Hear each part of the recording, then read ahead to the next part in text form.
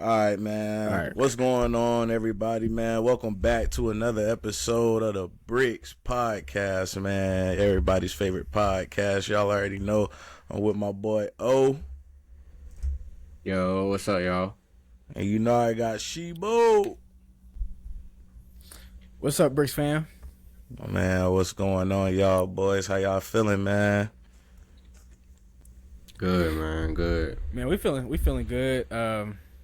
I guess I could say I'm a little just not bummed, but a little. I guess I could say that a little bummed right now after All-Star Weekend just concluded. But we're gonna talk about that. Yeah, man. This the perfect segue into. We're just gonna rip the Band-Aid right off, man. We hopping right into All-Star Weekend, man.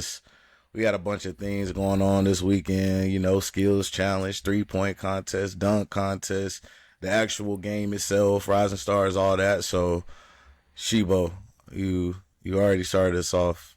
Give me your grievances, dog. There's a lot, and I mean, coming into this All-Star, like I said last week, like I was saying, hey, let's cherish it because you know we got the OGs team.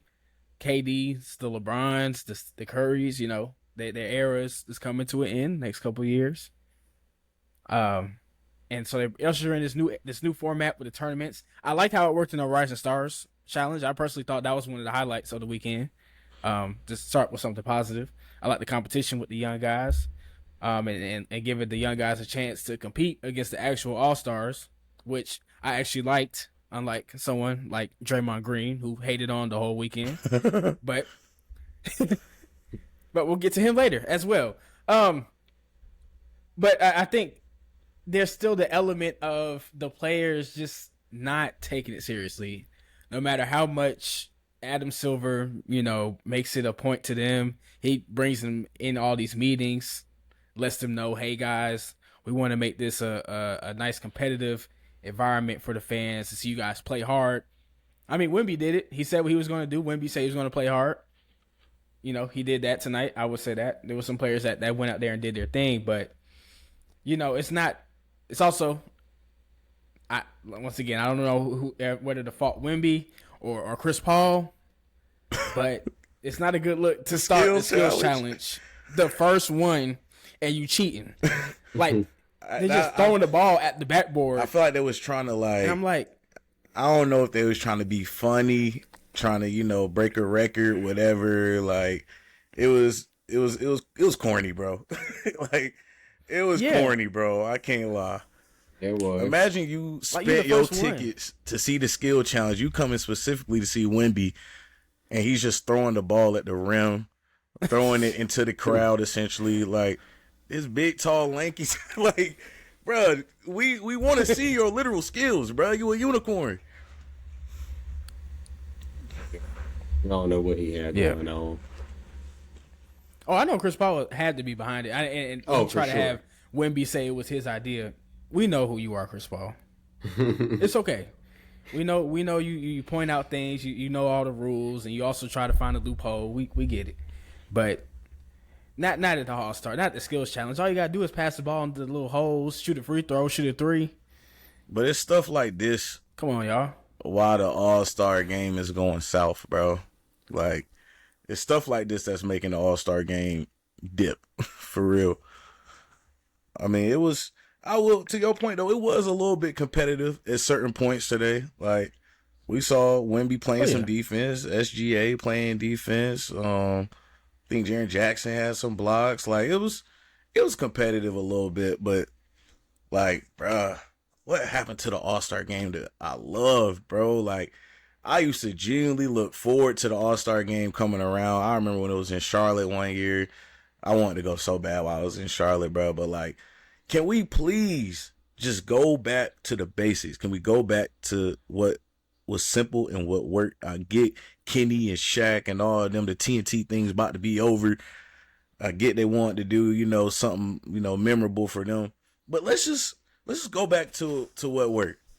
East All-Stars versus the West All-Stars.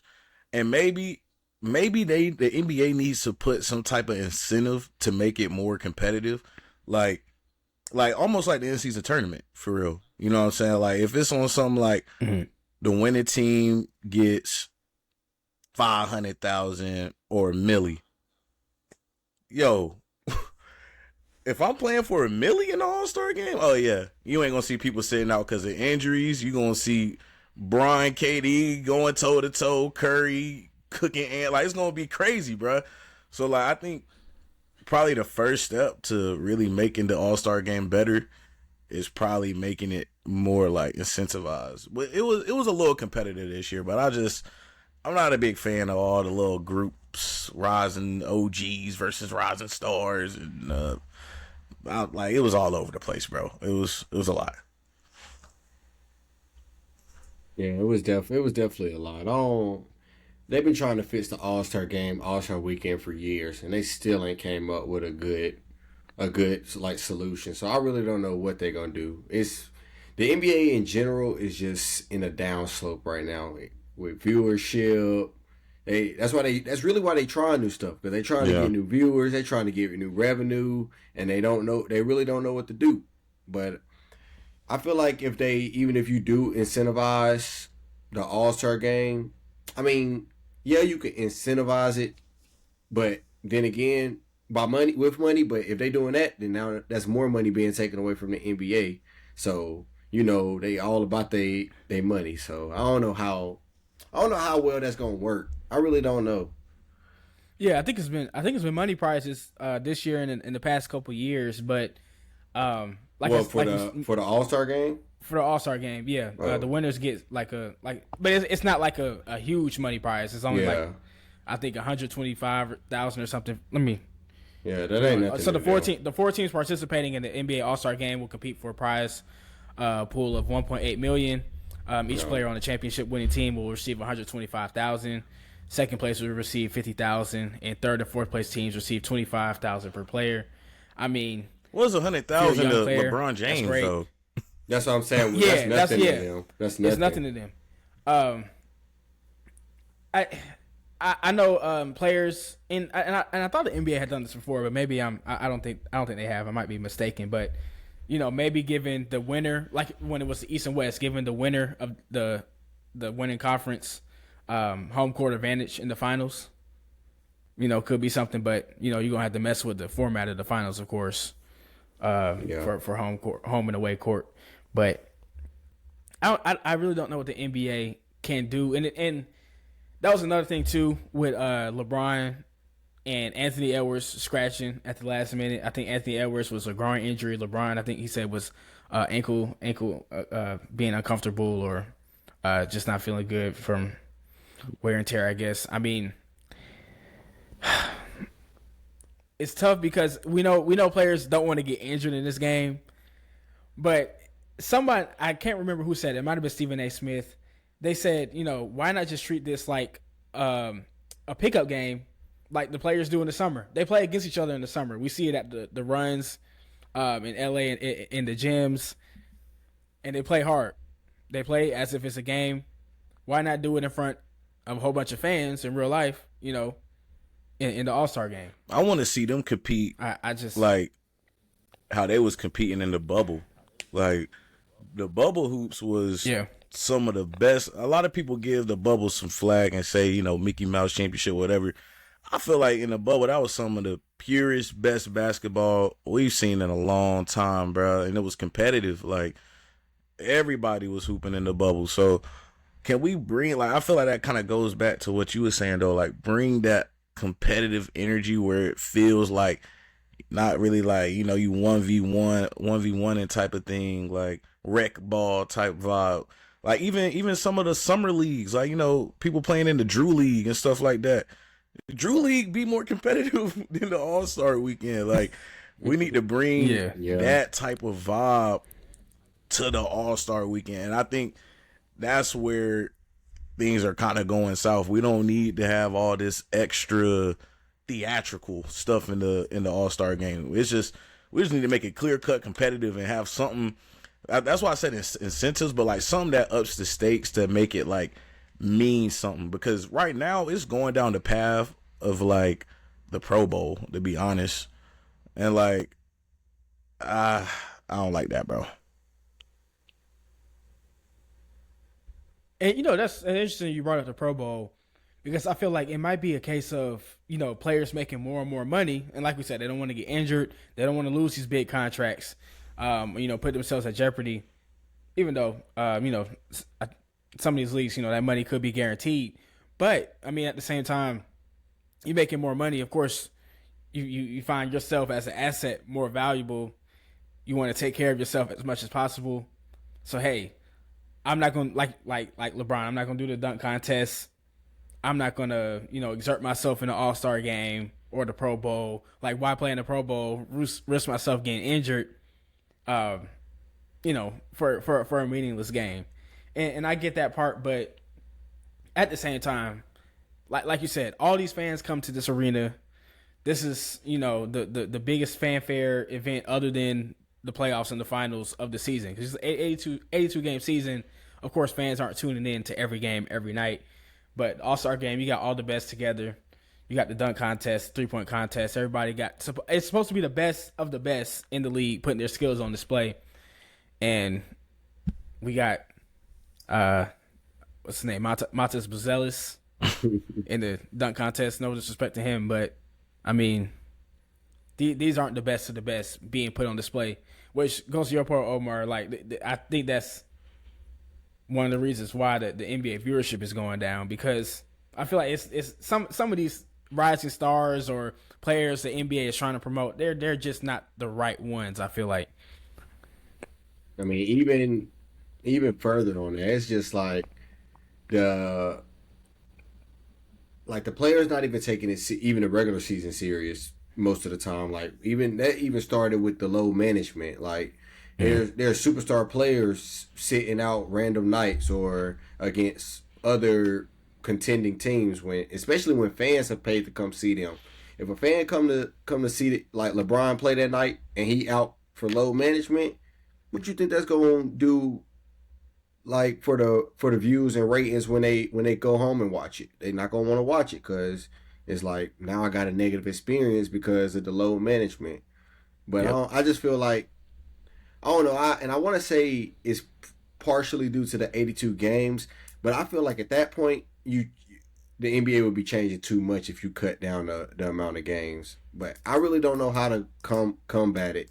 But because like really the only player that I think plays for real I won't say the only player. I say Shea and Giannis play for real all the time. Those are the only two that I can really like think of off the top of my head, which is a problem. I feel like Ant play for real all the time too. Oh yeah, Ant do too. Ant for sure. But what you saying, Shibo? Yeah, but even tonight, I mean, like Jokic. But I was gonna say to Omar's part too. That kind of brings me to Draymond. We said we're gonna talk about Draymond because he's been complaining the whole weekend about the state of the NBA, about the All-Star format. Dude, Draymond and I think sucks, it's very bro. funny. I hate Draymond Green. I can't stand He's just Dray. straight hating. Oh, just negative energy. I was like, man, please take the mic from him. Please. But it's funny he had said that comment that today's NBA is boring, not a lot of strategy, just a lot of running and shooting threes. And I'm sure I wasn't the only person that was like, wait a second. Like, were you not part of the, early 2010s, late 2010s Warriors teams that created the style of basketball today? You play with Curry. Draymond's part of the reason why the league is like this. You play with the two. Like, what are you talking about, Draymond? The fast pace. I'm talking about shooting the ball, taking the shot 2 seconds into the shot clock, long, getting out in transition. Like, and that was entertaining. Saying it was new. The Warriors were the only team that at the time that really could do it as well as they could, and they won championships off of it. We liked it. Now other teams are catching up to it. Now it's the whole style of the NBA. Yeah. To say, hey, if we got players that can make threes, shoot them like the Warriors did. And now you want to say it's boring and not entertaining. And I think that goes to your point, Omar, about the amount of games, because I feel like pace of play plays a role of that too. Because, of course, I mean, players back in the day, even we look at the early 2000s, before the Warriors runs, right? I mean, players were playing 82 games We didn't see as much load management, but I feel like that was also due to the fact that the game was slower. You know what I'm saying? Teams gonna come down. They're gonna run a set. They're gonna take 10, 15. They gonna run the shot clock down on their possession. But now it's teams coming down like Draymond said. He's right about it. Just shooting the three, running down, out in transition, coming back, doing the same thing back and forth. But I don't know, Draymond. I feel like you can't come back and say, "Oh, that's made the league bad," when you were part of the reason. And I know I'd be joking, but I'd be kind of serious too. Your illegal screens is part of the reason. Nah, ain't no jokes. Why the NBA is like this? It ain't no jokes. Nah, hey, it's all truth. Like I just don't, bro. I really don't like Draymond. I don't feel like he should be even given such a platform to speak about the league at this capacity. Because, like, let me not disrespect. Draymond played a vital role in the legacy of the Warriors, but like, somebody need to humble Dre, bro. Somebody need to humble Draymond Green. Like, the level in which he be sitting here and talking and trying to criticize the league and players in the league, like he's LeBron, like he's Kevin Durant, like he had anything substantial to do with a lot of the success in Warriors legacy, bro. Please, like, get out of here, bro. Please stop, bro. Like, it's crazy. It's irrational, man. And it was this one clip. I forgot who he was talking about, man. I gotta find it, and if I clip this, add it. But he was talking about somebody and they fouling habits or whatever, and saying how he doesn't need to be, like, needs to be thrown out or something crazy. I'm like, Dre, you're the biggest like, he's literally the biggest hypocrite in the league. Like, I don't get it. I don't know why he has so much say and why people even give him so much listen to his say. Like, it's just Draymond to me. You ain't gonna listen to and Malik that's my Beasley thing. criticize the NBA. Like, come on. That's my thing too. If your whole agenda, and everybody in the NBA, fans, people involved, know that like Omar, like you said, the NBA has a crisis with viewership and quality. If that's what's going on, and you have the opportunity as an athlete that's currently in the NBA to, try to help promote the league, get some more eyes on it, why not promote the players in a positive way? You know what I'm saying? Why continue to, why He's the continue to bully hate of the on NBA. the style of play or the young players? And try to make yourself the Mr. like know-it-all, or things should be this way. Like, come on, the league changes, things change, players change. It's a new era coming in. Hey, everybody in the NBA should be doing their part in helping uplift, that era. And that's why I thought one of the good things about the All-Star weekend was the more inclusion of the rising stars, giving them an opportunity to compete on their level, get out of their tournament, and then get a chance to compete with the real All-Stars. I mean, in that one game, I forgot what team they were playing. They were playing the OGs. I mean, they gave the OGs a good game. Yeah, they did. Early on. Until Dame. They did. Till Dame time they Dame time, boy. Hey, did y'all see too? Dame was going against so Mr. Beast had like I guess like halftime of the I saw that. Make a half court shot for $100,000. Dame had to make 3, and the kid just had to make 1. First of all, Mr. Beast is so awkward, bro. Like, no hate to Mr. Beast, bro. Yeah, he like, I would love is. to be on one of your little things. I want to win a milli one day, but he is so socially awkward. His voice cracking and stuff. He just looked nervous, bro. Like, he looked nervous up there. But Dame was going try hard, bro. Like, Dame was going so try hard against this kid. He told Mr. Beast to back up everything. Like, he almost got all 3. He almost got all 3 till last minute. The kid hit the law half court. Dagger at the end. They had KD, Kyrie in there throwing money on him and stuff. He ain't never gonna forget that. That's gonna be a core memory, bro. Ever. But yeah, it's probably so many pictures of that out facts, there. That'd be my damn wallpaper, my lock screen. Man, I was about to say that was pretty cool. I think the one thing about Mr. Beast though, he kept saying it was weird. Like he's like, okay, Jaren, this is your last shot because Dame is gonna make it. This is the greatest. I was like, bro, you have no faith in Jaren. Greatest 3-point shooter ever. Every time he about to shoot, no, he's not. Just chat. Like they were trying to psych him into just giving up, like, and not even trying. But shout out to I think his name was Jared. Shout out to him to actually see it through. Fact. Shout out that boy Jared, man. But going back to Draymond, why on Twitter it say Draymond says he was offered the Warriors head coaching job after he retired. Oh, it said head. Oh yeah, it said I did head hear the coaching clip. job. Yes, he was offered the head coaching job after he retired. I thought it was just coaching. I really hope he was joking. There's no way I believe that, bro. I really hope it was joking. There's no way. If he said that while Kerr is still the coach, and they just got Jimmy Butler, they automatically have no chance of winning it.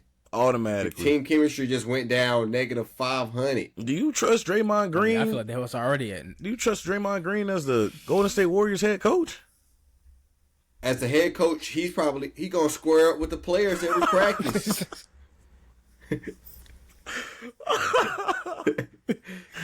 It ain't gonna be no players. It ain't gonna be no players. You crazy. Yeah, you crazy if you think Curry gonna be on that team with Draymond as a head coach. Man, you crazy. no. Players getting rocked, coaches getting rocked.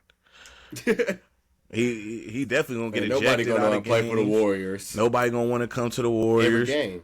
That's the worst possible ever. move ever that they could do. Like Ever. anything that made the Warriors valuable up to this point immediately is just it does not matter anymore. Devalue. Nah. He's the germ of the league, bro. He's the germ of the league, bro. For real though. But nah, man. I'm not gonna lie, that would be crazy. I hope they don't do that. I pray they don't do that. The league does not need that. It'd be entertaining though. It would be entertaining. I'll give this to Draymond. I think he does have good basketball IQ. I'll give him that. He could probably be some type of coach. He could probably be a high school coach. Let me stop. No. Let me stop. Y'all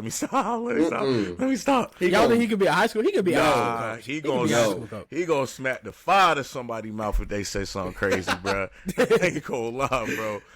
If I got a son that's trying to be D1 at a prep school, I'm not trusting Draymond Green around my son, bro. Not in no weird way, bro. But I'm there's no way, bro, because now I'm gonna have to squabble up with Draymond, and I'm not trying to see Draymond because I might lose, and I'm not trying to lose to Draymond Green. Man, Nah, Draymond crazy. Nah, bro, but to go back to the All-Star game a little bit, we're gonna talk about the dunk contest, but I want to start. Oh yeah, with this, bro. The NBA needs to stop using Matt McClung as their show horse. They need to stop using him for just the dunk contest, bro. Like, I love to see him go off in a dunk contest. Matt McClung is single-handedly bringing back the excitement to the dunk contest.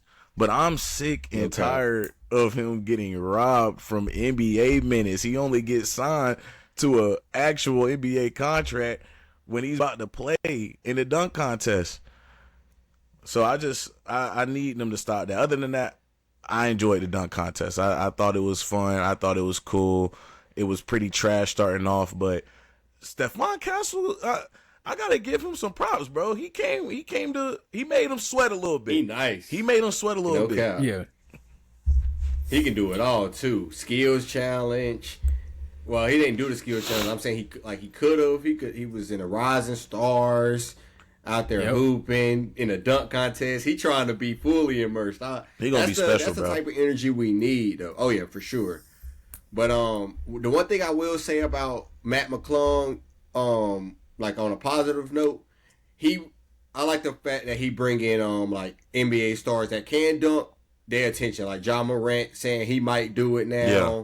Zach LaVine saying he might do it now, and that's what we need. We need Matt McClung going up against John Morant and Zach LaVine. Now let's see who's gonna win. Who's gonna come out with the best dunks? If that happened, all-time viewership. Because you're not going to get hurt dunking the ball.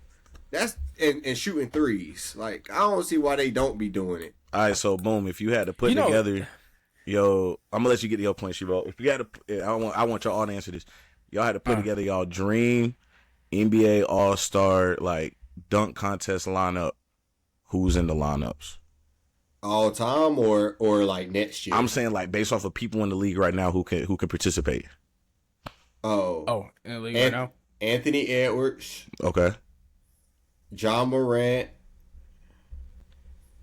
Zach LaVine. Zion. And Zion. That's your same, Shibo? I think that's good. And Zion. I'm trying to think. I definitely want to see John Morant, and like I'm trying to think about. I'm thinking about kind of the most athletic guards specifically. Yeah, I prefer guards. So right now, after Stephon Castle, after this year, I put him in there. I wouldn't mind seeing him again. So that's 3. Trying to think who else. I feel like some other cats could. It's a lot of other cats like that are athletic enough that could do it, like Jalen Green. Yeah, that's a good one. I think he could do it as well. That's a real good one. And just to throw another like forward in there, because he's a rising star. Really athletic. I call him Baby Brian, Paulo Banchero. In the dunk contest, okay. Get some of the young guys in there in the dunk contest. I'm sure he could get up there. Get a little something. Yeah. I was gonna say, I think with Mac McClung is the thing that makes him so special is the fact that I think he's only 6'2". There's not a lot of players in the NBA like him that the NBA can really choose from, right? That height. And that athleticism. I think that's what makes dunks really impressive is when we see the smaller guys get up there like a Mac McClung and jump over Evan Mobley. He jumped straight over the car, which I think he did it better than Blake Griffin. I was about to say, I think McClung definitely killed that way better than Blake did.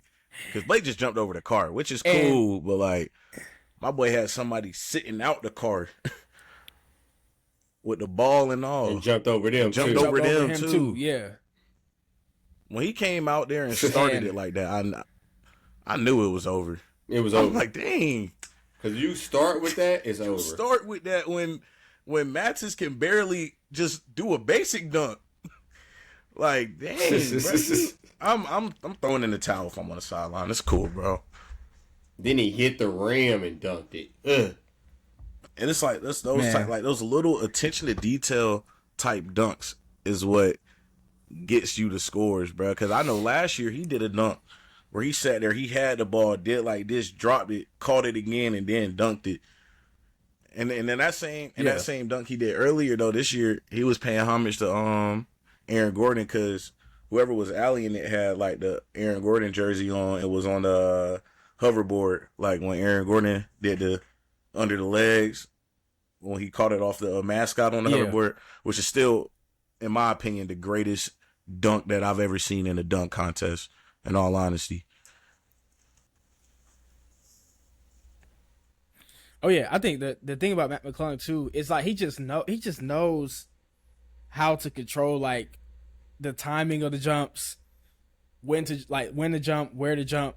And that was something that the announcers were talking about during the broadcast. Like, if you watch him, he takes his time in the approach to the basket. Like, he knows exactly when to go and when to change up, his move in the air, so that he still can balance his air time, but also give himself enough time to do the trick with the ball or something before dunking it, of course. Which I'm sure he practices a lot. It seems to me like some of the contestants don't practice as much, I would say. This year they said they had a dunk coach. That everybody had a dunk coach. Yeah, I didn't see that. I'm sorry. It didn't look like they did. It didn't look like they did. But And you know what's interesting too about Matt McClung? This is another thing I was gonna say. Just about his body type, short stature, but really athletic. It's funny. I think Bronny James is someone who could possibly have that same effect in the dunk contest. Considering I think he only like 6'2" as well, but we know Bronny can get up like effortlessly. Maybe that could have been. That'll be the closest thing we ever get to LeBron in the dunk contest. No cap. Facts. Bronny can get up though. He might just. But I mean, they declined doing the skills challenge, so I don't know what they got going on. Oh, it was gonna be Bronny and Bron in the skills challenge. Yeah. Oh, that would have been tough. They declined that would have been tough. They lame. That's what I'm saying. They declined it. That's lame, bro. That would have. I understand that Bronny. I understand that Bronny don't want to do it because he might feel like it's not deserved, and I get that. But man, we ain't gonna talk about what won't deserve now. Yeah, I'm about to say the All-Star Weekend is for everybody. Look like so. Yeah, G League, college. You might not even be in the NBA, bro. Like, fact. Did they have what was it that 1 year they had like a professional dunker do some dunks? I think he wasn't part of the contest, but like he came out there and just did some dunks. Stuff. Yeah, something like that. Like, man, what do y'all think was the worst dunk contest? It definitely was in recent years. I don't even know.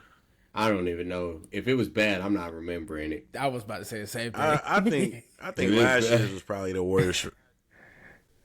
I probably ain't even watched last year. Nah, last year's one of the worst. I'm just thinking about Jaylen Brown doing that lame ass dab dunk over Kai Cenat, and he got Kai to sit on the chair when Kai's already like 5 foot on the dot. That was last year? Yeah, that was last year's. When I was like, Jaylen Brown shouldn't even be in the dunk contest. Yeah, that was bad. What year was Derrick Jones Jr. in the dunk contest? That one was not that good either.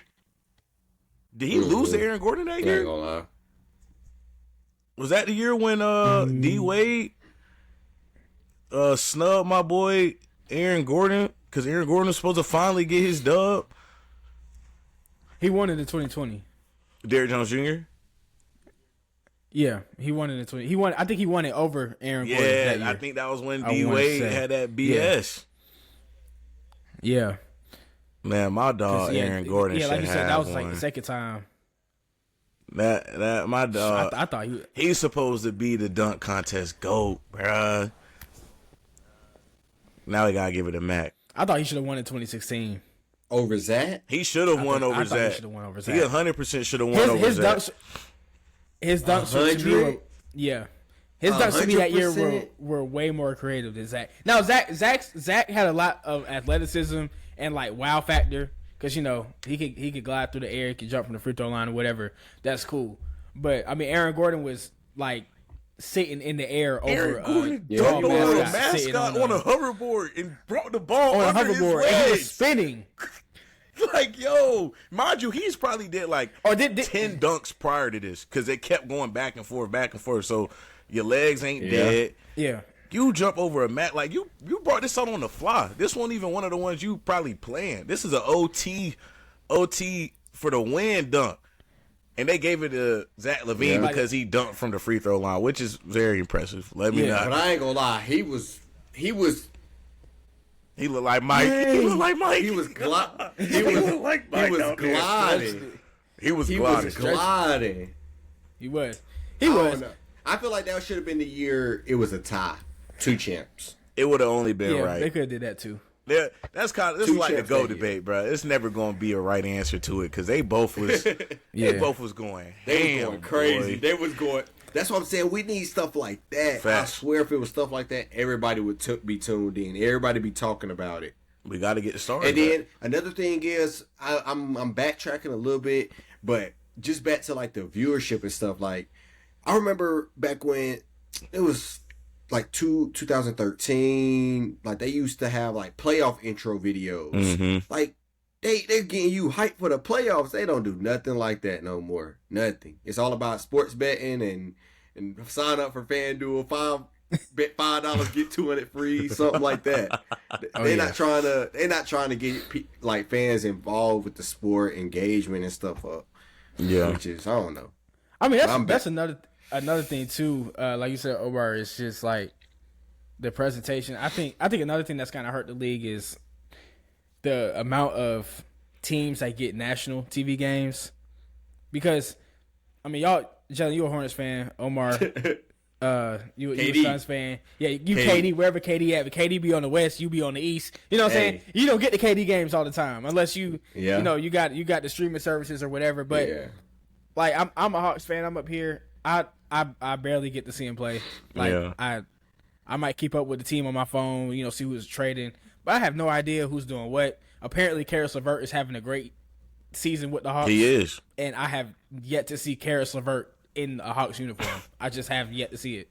So, like, I think the NBA with some of the TV contracts, it's kind of hard to grow the game too because the local teams that aren't the Lakers, the Bucks, the Knicks, the 76ers, the Celtics, they're not gonna get no love, as much as those teams on the national scale. So, I think if the NBA do a better job of promoting their smaller market teams, that might can help as well. I mean, the only way you can watch it is NBA League Pass, more money. Yeah, or if you live where your team is and you got the local channel, but even that's a hassle sometimes. I go back home, hey, RP and all that, man. They done shut that stuff down. Yeah, crack stream. That's how I used to watch. That's how I used to watch the Falcons games. That streaming's still up.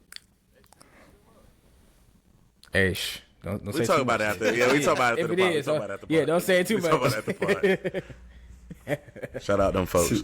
Don't clip this one. Yeah, facts. You gonna have to listen to this episode to really know. If you know. But nah, that's facts though. But overall, All-Star Weekend needs to get better. It does. Yeah, I give it a 6 saying the out of same 10. stuff. 6 out of 10. Keep saying the same stuff. I give it a smooth. I'm not gonna lie, bro. Like, it didn't seem fun this year. Like, I give it like a 5, 4. Like, I'm gonna be real. Just because of the Rising Stars, man. The Rising Stars showed up. They came to play, man. They got all. They I can't get them all the up. points because the 3-point contest was still weak to me. The skills challenge was weak. Dunk contest, it was literally just Mac McClung and Stephon Castle. The actual All-Star game was not fun. It felt short too. I was like, they barely played. The 40 points. Yeah, they did barely play. It was more in between time. What did you say? Yeah, I don't know. I was just saying, the 40 points. I don't know, bro. They need to come up. I don't know. I like. They just need to get better. Like when they first started implementing it. I want to say that was either in 2020 or 2021. What, the target score? Yeah, but like when they still did it East and West type thing. Yeah, that makes it more competitive. Wasn't decided, but it wasn't decided until like the fourth quarter. The fourth quarter. Yeah. Know what I'm saying? Need to go back what to that. You playing to at the beginning. You just sitting there. I think this year's would have been better if they did like time. That way it didn't like kind of like what we saw with the OGs, right? We knew they was gonna pull away from the young cats at the end and get to 40 easily. I mean, 40 is nothing in today's NBA. No, that's what I'm saying. Yeah, it's nothing. Like especially if they out there half assing it. You know what I'm saying? They gonna get that in like 10 minutes. And I think if it had time, give you that by himself. Yeah, facts. If it was time, give the other team some time to make a little run, despite whatever the score is. That would have been kind of interesting. But it's like, oh, you down 39-31, you might as well give up because they just need 1 point. Yeah, like you telling me they did, 5 of the best OGs Yep. in the game not gonna score one basket. But they were missing like crazy. KD missed the first 3 to end it. And there's a Jason lot of Tatum turnovers missed the too. 3 to end it. Yeah. And a lot of missed foul calls. They smacked KD arm and they didn't call it. No, it was one. facts. It was Yeah, one they won't when they was about to let that throw a go. lob to Stephon Castle. Oh yeah, and he came. And Kyrie just tackled him. They didn't call it.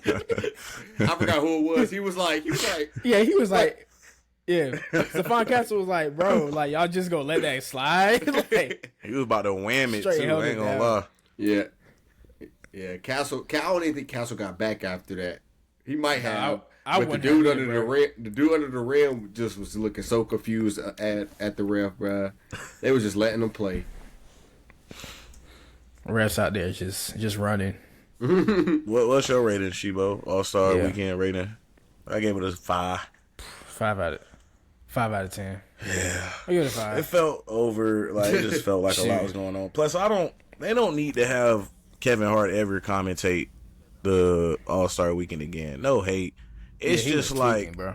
it's unnecessary. He said Shaq looked like a porn star director. Like, it was a lot going on. He said that? Yes, it's Whoa, on, he said it's that? on the How did I miss NBA's Instagram page, bro. If y'all go on there, it's a clip of I want to say it's like SGA doing something, but you hear him in the background like Shaq dressed like a like a porn star director, like bro, he was off the what's his drink called Camarino, whatever it's called. He was off the drain. He was talking crazy. Yeah. I don't need Kevin Hart to commentate. I'm sorry. I don't need him commentating the All-Star game. It's unnecessary. I don't think the players was rocking with it that much. It was just a lot going on. It was overstimulating. I'm like, can we just have the game Oh yeah. and get back to whatever we And doing? they had a whole intermission show. Yeah, I don't like all that, bruh. Yeah. Yeah, like I don't know. I mean, like the performances and stuff, I'm cool with because it's All Star, like fine. Yeah, But, yeah, it seemed like Kevin Hart had a lot of extra to say, and from the vibes, with Kenny and Charles especially, like it just seemed like they were starting to get tired. Bro, I think they were. of it all. And then Like, yeah, like you said, it was a lot. And we didn't even mention the Celebrity All Star game. Just kind of just came and went. I forgot think about which- that. Yeah, it's always a fun time. I think Drewski was kind of like the star. He kind of made it a whole skit. He just made everything a skit. Yeah, I don't know what's real and what's fake But, about Juicy. I'm gonna be real. Like he's always in I think character, he's just bro. I think he's just good at that. Like he's just always ready to make something content. Like he train to can, go. yeah, he can probably make a skit of just him just being out there himself, being himself. Like when he was going up there for the MVP thing, and he made that face. He was like, "Oh," like he was like, "Yeah, I'm about to get this," and they said, "Nah." And he was He like, had 4 points. I Okay. don't know why you were surprised.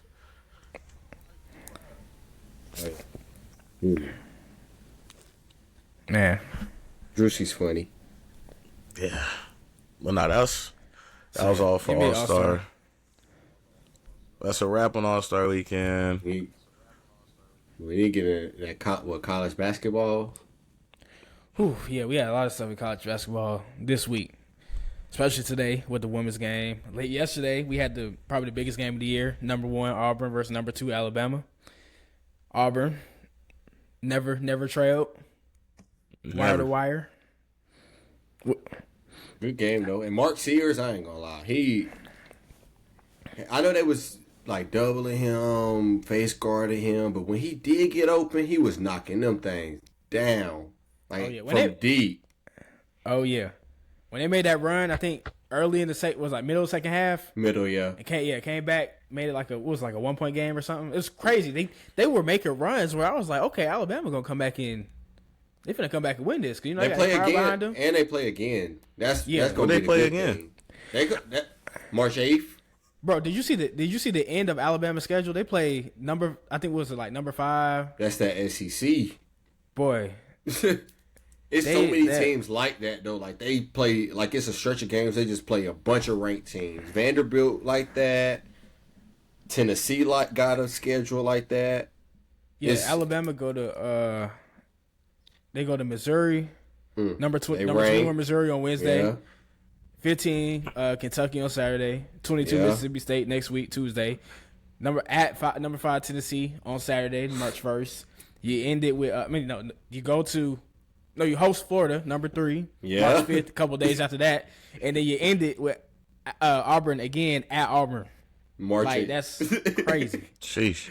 That's what I'm saying. I said this a few pods ago. Like the SEC teams, a lot of them are probably. I'm not gonna say a lot because it's only eight teams, but majority of the Elite Eight probably gonna be SEC teams. They've been battle tested the whole year. They've been playing March caliber games all year. Like, but that just shows you, like, and all of their opponents have been at that level though. Like, it's starting to shift. Like we saying that the competition that they've been playing, it's just been like that. ACC going down, SEC going up. That's just the way it is right now. Terrible. I will defend the ACC a little bit. I think the ACC is going through a lot of changes as far as coaching. Of course, we got legends. We got legends stepping out. Leonard Hamilton leaving Florida State. Of course, Jim Boeheim left Syracuse a couple years ago. They trying to rebuild. Louisville rebuilding, even though Louisville is actually good this year. And yeah, the ACC's in a down year, but ACC got. I'm gonna say there's two teams, Duke and Clemson. Yeah, Clemson. I was gonna say it's only two for real. It's two teams. There's two teams that actually could compete for a national championship. To me, I think Clemson is one of those teams. But yeah, the rest of the league is just it's just transitioning. I think once some of these new coaches get their programs established, of course they got to catch up with the SEC and NIL because that's what I'm saying. It's the money too. The money thing. SEC had football on lock and making all that money. NIL come in, they already got an advantage. So, I think it will. I think the ACC will find its footing again. But yeah, right now the SEC, they got so many teams in their conference that could, like you said, make a run, win it all. Big Ten got a few too. Yeah. You said who? Big Ten, Purdue. Big Ten Purdue. Yeah, Wisconsin straight. They always had a little few. Yeah. The Big 12 been pretty good too. Caleb Love actually been putting on out there. Yeah, he been playing in Arizona this season. He having a real good season. They not as good as they was last year, but Caleb been hooping. And Kansas not that good to me this year. I ain't gonna lie. Well, I mean, I think it's that conference though. I mean that is a tough conference. You got Houston. It's a tough conference. Texas Tech. But losing to Utah, I ain't gonna lie. That's but college basketball is unpredictable. It's unpredictable. Yeah. It's super. It's unpredictable. You have a bad night in college, you bound to lose. Hey, it's been unpredictable. That's what made March so exciting. For everybody but us. But I ain't gonna lie. Speaking of March, I'm gonna have the best bracket. I ain't gonna lie. Speaking of March, sound good. Where do y'all think UNC men's basketball team? I promise I'm gonna have the best. You sound good. But what you saying, Shivo? I was saying, speaking of March, where do y'all think about UNC men's team's chances at getting in that tournament? It depends. It depends on how we finish these last few games. We have I think we're a bubble team for sure. Yeah. But I think if we can win all the games and up until Duke and make Duke a close game, we have a chance. I agree. A good chance. I think beating, especially if we. But we also, especially if we beat Duke at home. Yeah, we're. What'd you say? It kind of broke up for me. I said, said beating Duke at home, especially, like, that'd be huge for us. Oh yeah, for sure. But I feel like we're also the type of team to make a deep run in the ACC tournament, just cause. Yeah, they got the experience. Please let us be the underdogs. Please let us be the underdogs. That's what I'm saying. Like we're still Carolina at the end of the day. Yes, we're not playing the best basketball, but favorable matchups. I could see us making it to the semifinals, and at that point, you got your confidence up. You playing well. We might have a chance. Go to the finals, win, get an automatic bid. Yeah, that's going to improve our seeding and maybe geographically, because people don't be thinking about that, but the geographical locations matter a lot when it comes to. That's how Duke was able to go so far last year. Oh yeah. Yep. The only comp they really had to play was in the Houston. right region. And then Houston, best player, ended up getting hurt. Yeah, got hurt. They got hurt. Yeah, got hurt. Literally Houston got should've hurt. beat them. Yeah. Yep. Oh, they were going to beat them. They were going to beat them. And so sometimes having that kind of, because Duke was mid last year, so maybe having a season They're not going to like win that. this year either. No. I don't know, Omar. I won't believe it until I see it, bro. They always had the best team on paper and can't have no postseason success. I mean, but I think if you look at Duke's history, yeah, their national championships don't ever come in like clusters or like anything close really, other than of course the '90s. Mm-hmm. Yeah, but last 10 to 20 years, yeah, they've been spreading them out a little bit. But I mean, this year's team, I really don't. And when I watch them play, I really don't see a flaw. They have a really good defense.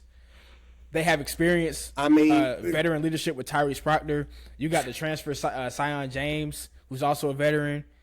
You got size in Mallock. Con Canupa can shoot and play defense. Cooper Flag can literally do everything. I got a lot of SEC teams beating them. I don't know. I think Duke's defense is good enough to really slow SEC teams, especially Alabama. I think Alabama is a dangerous team because we've seen them get Carolina with this thing, right? Just outrunning you, outpacing you. We're just going to run down the court. And they match up well with Duke. Like they match up well with them. I think Duke is good enough to slow them down though, and take them out of that because they got just as much size. They can run with them, I think, but Duke's defense, especially when your best player is also kind of your best defender. This is the one thing. To me, it's kind of hard to beat teams like that. The one thing I'll say about Duke that I think is true for a lot of the recent Duke teams, while I can't give them like that, I think they can win the championship, is that they constantly don't have enough experience. Like, anytime they've been close to making a push to get to the championship or make the championship, it's really just come down to them getting beat by a team that has more experience or more vets on the team. Even that, I'm not gonna lie, one of the best teams that we've seen from Duke is that Zion team with Cam Reddish and RJ Barrett. Like, that was a championship team, no flaws, everybody scoring, everybody can play defense, and like, you couldn't get it done then. So like, I agree with you, Shebo. I think this year's team is very talented on both ends of the ball. Like, match up well with a lot of these SEC teams, especially. But I think when it comes down to they don't got a lot of experience. Like, they just gonna get outbeat, outplayed when it matters. I don't know, John. They battle tested though. Remember, they beat Auburn. Yeah, they did beat Auburn. But that's what I was going to bring up. Other than Auburn, they have yet to win a close game. Other than Auburn, like Cooper Flag be selling. He just slipped like 3 times in close games. Game. That's the thing. He did it now. He did it early in the season against Kansas. He did it in the Clemson game. That's now. Now put him in a situation. The bigger the moment, the bigger the pressure. I mean, but he's had some big moments in good games. I mean, in big games too. Whose side are you on? Against Auburn.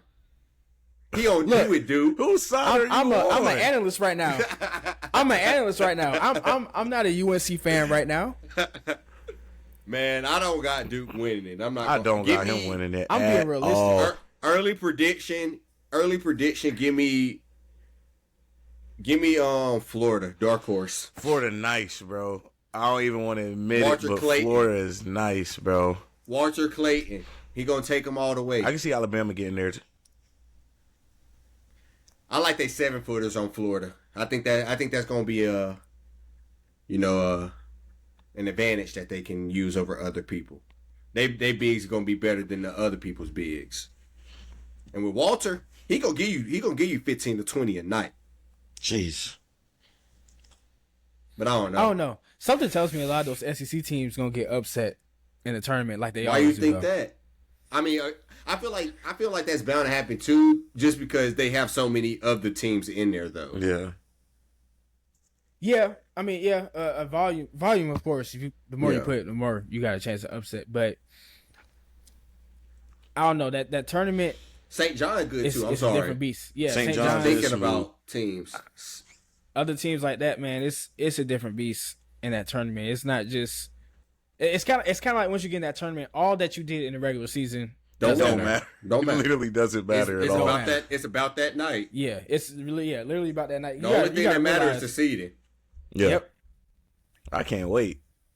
Ooh, March coming up too. I can't wait. We definitely gonna have a Brickz bracket challenge again. Who y'all think gonna win, y'all? If y'all watching all the way through, who y'all think gonna win? Y'all need to tell us in our next reel. Facts. But I think it's gonna be me by a landslide.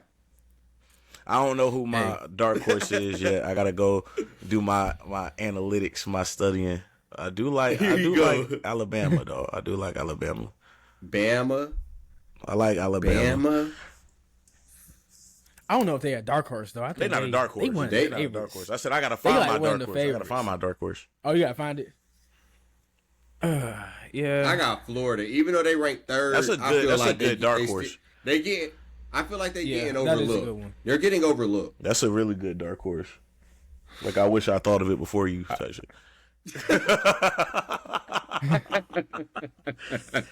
I was like, damn, I should have said that.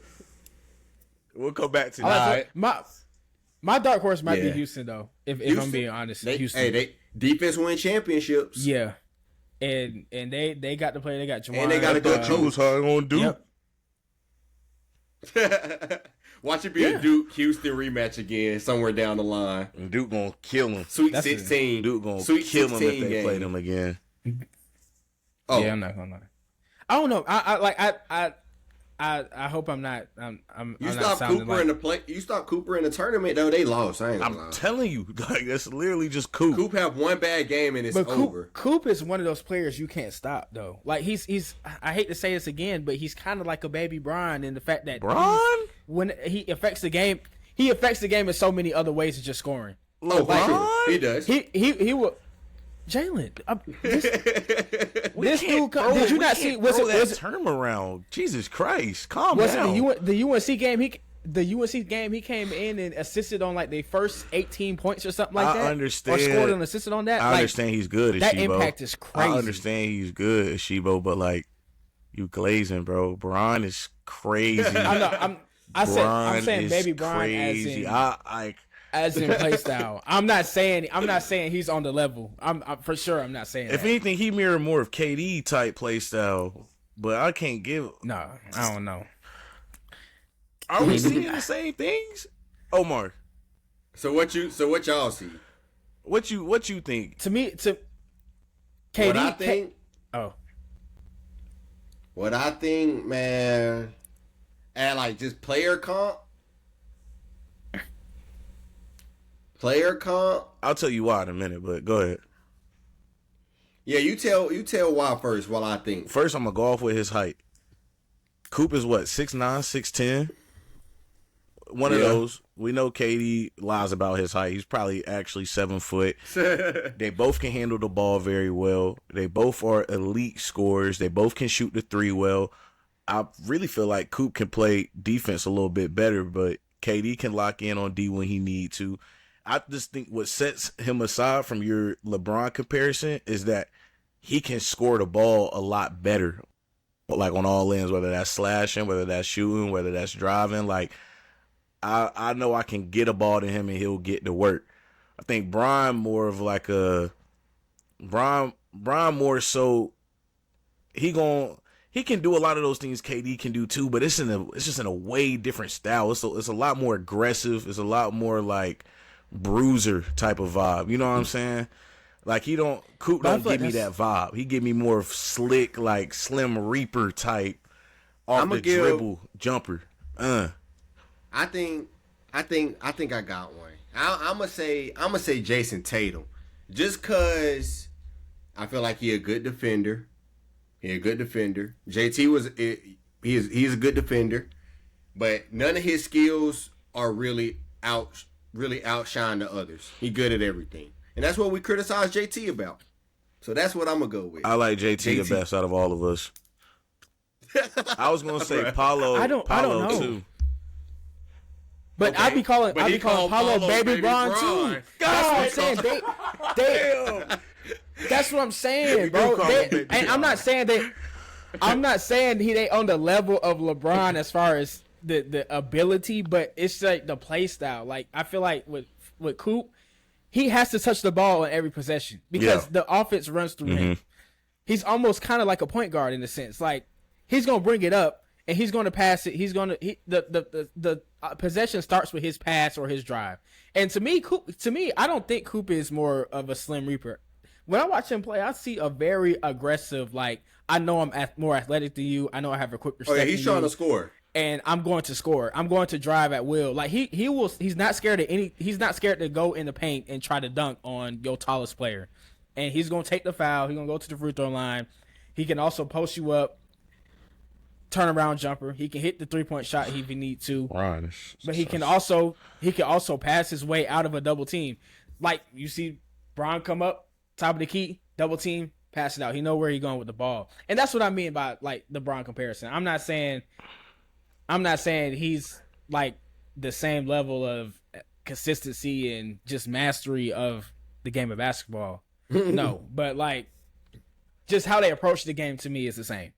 I respect the response. I like the Jason Tatum comparison. We need to see what the Brickz family thinks. Yeah, that's a poll for sure. That's a poll. I definitely see some Slim Reaper. What player comp? But hey, to be fair, on Coop's defense, if we compare you to LeBron, KD, and Jason Tatum, you're doing something right. Hey, I mean, you're doing something right. You're doing something like you're already great, man. You well on your way, young boy. But I mean, if we look at those three players, they all got similar. Not similar games, but like similar aspects to their games. Yeah. A dominant wing player that can shoot the ball and impact the game in every way. Facts. And play decent to great defense. Oh yeah. So. Yeah, you just took me for a whirlwind with that Bron statement. Bron, you can't be throwing Bron name around in player comps like that. Man. If they say Anthony Edwards play like Michael Jordan, I could say Google Flag play like Bron, bro. Okay, wait, hold on. Sure, since we on player comps, I'm a transition. Let's transition. UNC. Who y'all think Ian play like then? He just had another 20 against Syracuse. Another 20. This is a good question. This is a really good question. Shout out Withers too. He had 20. He was a big part. We won that game too. But I think he should get more minutes. Oh, for sure. Yeah. He should. I think at this point Hubert need to go as big as he can. But yeah. But we get on that. We're gonna talk about it later. Ian, I don't know who I compare him to though, but I feel like he's streaky. He's very streaky. Going early. He gotta go ahead, Shibo. Off the rip, I'm gonna say I think Ian Jackson plays like a taller Kemba Walker to me. Taller Kemba. You know, Kemba my boy. Kemba my boy. I ain't mad at that one. I mean, they some New York guards, right? We know New York guards. We got RJ Davis on the team as well. They're shifty. They're straight hoopers. They're gonna pull up in your face. They're gonna cross you up. They're also gonna drive and try to yam on you. Ian is taller. He's more athletic than Kemba, of course. Yeah. But when you're talking about approaching the game, like ISO, like he could just. I was gonna say take control of a possession. I like that. I like Kemba Walker a lot, actually. I was gonna say like Jeff Teague, probably like prime Jeff Teague. I can see that. He gonna kill you on the three. Not afraid of ISO. He can still be a point. He a little streaky. He can drive. He can get up. He can dunk on you if you want to. Like, I know you remember from that Hawks era of Jeff Teague. Oh yeah, I was at them games as a young one. Jeff Teague was putting them boys on a stretcher. But I see flashes of that. That's a deep pool. I'm trying to think of a more like common type. I think I'm gonna say like Zach LaVine, Lonnie Walkers, like people like that. But I think he's gonna be better. I think he's gonna be better than Lonnie though.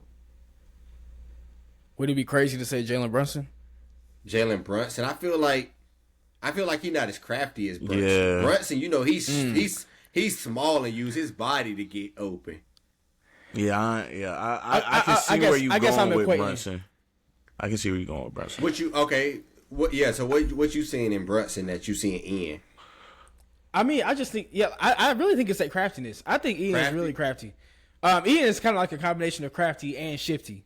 Like Okay. he got a quick lateral step, quick first step. You can't really stay in front of him, but he also got the handle. Yeah. That's the thing too. Like I feel like I'm I'm not gonna say thinking of a guard, bro. I think that's my two. My I think my better comp, of course, would be Kimba. But Kimba. I like that one a lot. I just don't think he has the same. Kimba's- Kimba don't got the same presence in the paint that Ian does. Like Ian can really slash. Yeah, because Ian can really finish. Yeah, he can really finish. Everything else, I see it though. That's the only reason why I gave him Jeff T, because T could finish. T could finish. But yeah, you were saying what you was saying about Hubert need to go bigger. Why like what's your ideal lineup? Ideal lineup. Rest of the season. We've been saying all them guards don't need to start if we don't have a dominant big. I'll do a lineup. I'm going with RJ at the point. No, Elliott at the point. I'm gonna go RJ at the 2. And I know he. I hope you say the right 3, bro. I hope you say my 3. I know who I got at the 3. Me too. I know he rides with Seth at the 3, right? I get it. Seth is a veteran. I'm starting Drake Powell. Thank you. I have to. I'm starting Drake Powell at the 3. Thank you. You need a longer body. You need someone who's just as athletic, who can get because it's kind of like it seems like a lot of times he starts Seth and then the start doesn't go well, Drake. and putting Drake in right after. It's like just start Drake. I told y'all why I think he starts Seth. We had Seth. You say keep Seth. No, I told y'all why I think he's starting Seth. Like I think Seth. I think Seth is great. I just think he's so much better off the bench. But we had Seth on the pod, bro. Like I'm not gonna speculate, but I think part of the reason why he came back was gonna be him starting as well. Like I'm not gonna come back for sure. It's playing time. Like I'm not gonna come back if I'm coming off the bench. So I think that's kind of putting him in a bind a little bit. I also think he expected RJ to leave. Yeah, he thought it was gonna be his team. Yeah, not his team, but have a bigger role. It would make more sense for him to be starting if RJ won't here. Yeah. Because honestly, Ian is a better offensive option. Offensive, for sure. Than Seth. Yeah. But yeah, who your 4 or 5? My 4 or 5? 4, Jalen Washington. 5, Jalen Withers. Yeah. Interchangeable. You got to me. You got to go with your. You don't like Lubin? I like Lubin. I like him off the bench though. I wouldn't start Lubin. I agree. I got to start Withers, but I just need Withers to embrace being a center. Like stop shooting as much, bro. Just be a center. But when they fall, they fall. When they fall, they fall. You talking about J-Dub? You talking about J-Dub? Or I'm saying Withers. You said Withers. I'm tweaking. When they falling, it's falling. But for Withers, it don't be falling that much. So I need you to stick to. So if it's not falling, you need to be a center. Stay in that damn paint, boy. My fault. That sounds crazy. Yeah, I do like him at the center because I feel like he's more athletic than Jalen Washington. Jalen Washington can shoot threes too now. Oh yeah, I trust Jalen Washington in the threes. Yeah, he just don't shoot. He just don't get the opportunity to shoot it a lot because they gotta have him at center in most of those lineups. But I think if you put Jay Washington and Jay Withers together, put Withers in the middle, let his athleticism kind of replace what he missing in 2 inches off of Jalen Washington. I think he like 6'9". Jay Wash like 6'11", something like that. I say rock with that, man. Go with your biggest, your most athletic lineup, and of course you gotta have Elliott, your best ball handler. Even though, I mean, the turnovers thing. If you got the ball in your hands the most, you're gonna turn the ball over a lot, of course. But as long as he take care of the basketball, Elliott gotta have the ball in his hands. RJ gotta be in there to keep the defense honest as well. Because you leave RJ open, he gonna knock it down. Who? And I think. Go ahead, Sheba. No, that's about it. That's it. I was gonna say I think we hit this before, but Drake Powell player comparison. Because he do a lot well too.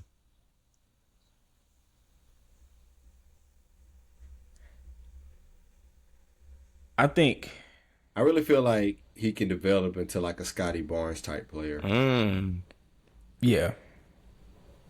Like if he get better at ball handling, like he's not the best ball handler, but if he was to improve, I see him impacting the game like Scotty Barnes. Literally does it all and can play defense. I was thinking like, But what'd you say? I was just gonna say, but he better than Scotty at defense. Yeah. So it was. I'm saying in an offensive standpoint, I think he could get his game there. Yeah, But I don't know. I gotta think. I give him the ceiling of like Jimmy Butler. Okay. Like that's Jimmy B. Jimmy B can do it all, defend, get into the paint, shoot some threes. Can play make if he has. If he has to, you're not gonna see Jimmy do nothing crazy with the ball, but especially if He need he to play got with a somebody Curry. undersized on him, he gonna put you in the paint. Like Drake just remind me of Jimmy Buckets a lot. Yeah, I like that. I might say I like Jimmy Butler. I might say Andrew Wiggins. Oh, I like like that Andrew too. too. I like that too. Yeah, I like Just Andrew 'cause, too. I might say Andrew Wiggins because of the length, of course, the defense, athleticism, but also can, like you said, can shoot the three. And I think of Drake, kind of like what we saw with Andrew Wiggins early in Minnesota, and then of course his college career. Like if he has the ball and is able to flourish offensively, you know, he can make it show us a lot more than what he's had, what he's shown now. Because now he's kind of like a spot up shooter, or you know, kind of like a transition guy. Like most of his offense is gonna come in fast break points, things like that. But if you give him the opportunity to come down, get the ball in the possession, set a screen for him, run a play for him, I think he can show you something, and really be effective on that side of the ball as well. I like Andrew Wiggins a lot. Yeah, Andrew and Jimmy. Yeah. For sure. Okay, we cooked with that. Yeah. Cooked with those. Cooked with those. Player comps Little going player crazy. comp. Player comp. Player Crazy. But before we get, like, I do want to get into the women's games though today. Oh, yeah. Man. 'Cause Got to. we had a crazy slate today. Shout out to women. First up, UConn, USC. UConn put BTA. BTA, boy, they whooped them girls, Good bad. man. That was personal That for probably UConn. worse. Oh, for That sure. was personal. Oh yeah. And Paige It's wasn't been, even it's the been main personal one. for a minute, Paige wasn't even the main one who was going crazy. and that's the problem.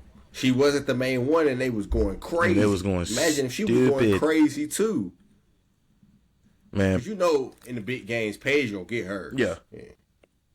She let everybody else see. Well, I mean, Yeah. this was a big game, but I mean, like later on in the season, like yeah, tournament Turney. time. Yeah.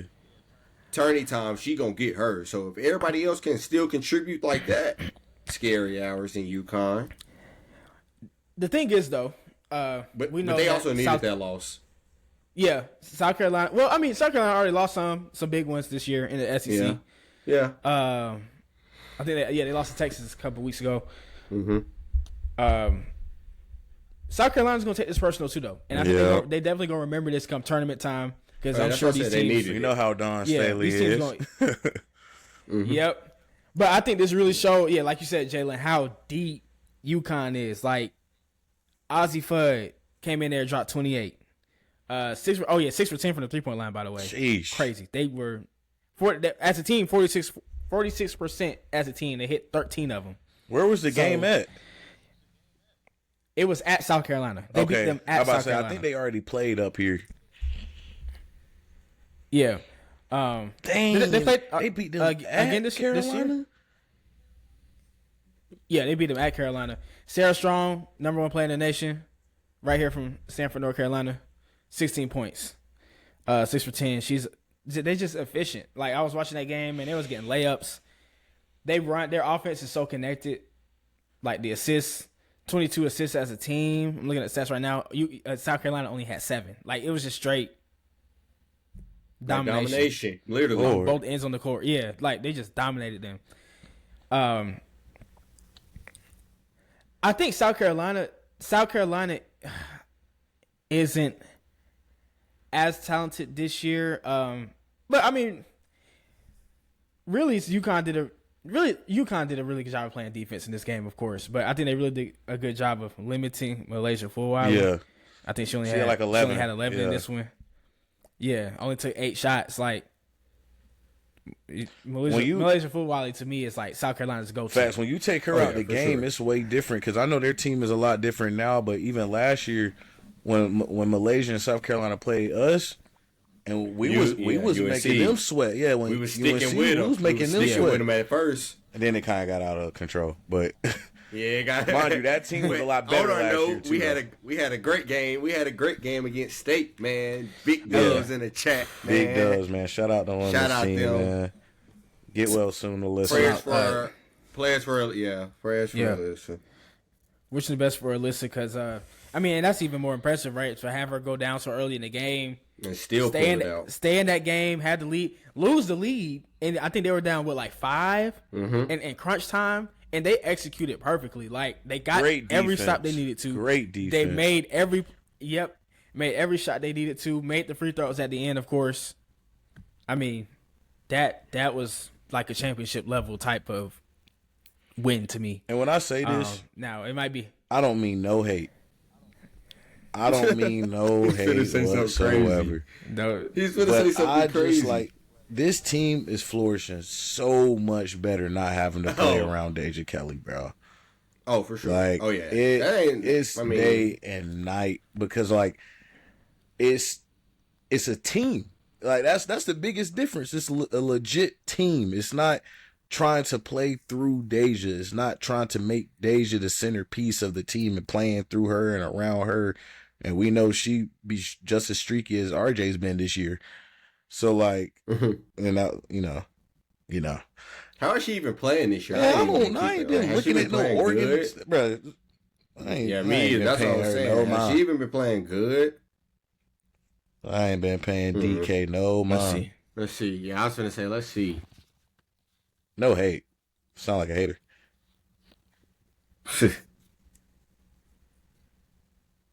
Oh, she just had 20. Oh my. Oh yeah, she's still gonna get hers. She a scorer. Tight. She a scorer. What's the season stats? She only averaging 10.4 after averaging 16 every year at Carolina. 4.4 rebounds, 3.2 assists, 1.4 steals. So 14% from the 3. Oh no. Yeah, that was my biggest knock on her was her efficiency. Yeah, because like it was just her game was super inefficient. She could score. She had 2 games with 2 points, back to back. Michigan, Maryland. Then she had 14, 21, 20 the last 3. Okay, she done turned up. But sheesh. 14%? That's horrific. I'm sorry, Tom. That is terrible. She should have went to the draft too. She won't gonna get drafted though. She damn sure not now. Yeah. And plus, we need the WNBA to keep expanding so first rounders can actually stay in the league. Like if you're not in the top, that's crazy. Get a shot. Like, God dang. Yeah. Yeah. But man, back. I mean, UNC. It's crazy because like we've seen this even the years with Deja here. Like nobody on UNC is gonna average no crazy amount, and it's gonna be like a drop off. It's like everybody. If you look at the top scorers, Alyssa Usby number 1, 11.2 points per game. Maria Gakdane 10.9. Lexi Donarski, I think 10. Renaya Kelly 9.6. And you're like, man, it's like no, they don't have like a star. It's like they don't have a go to.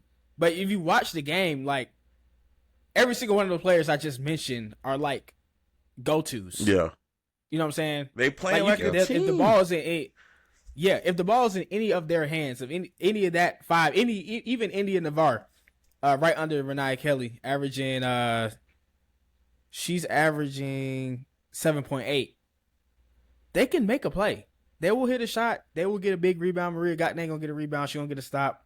Alyssa Usby, of course, on the boards. It seems like they like you said, they built themselves into a team. Plus the experience of Usby, Gakdane, Donarski, to the point where it's just going to be hard to beat them. Like they're not going to be easy out, especially not as easy as an out, especially in the tournament as they've been the last couple of years. Mm-hmm. Sure. Um, And Bankhart is a great coach. Yeah. Let's put that out there too. Great coach. Always has she- been. Always has, man. Yep, she always had Carolina competing.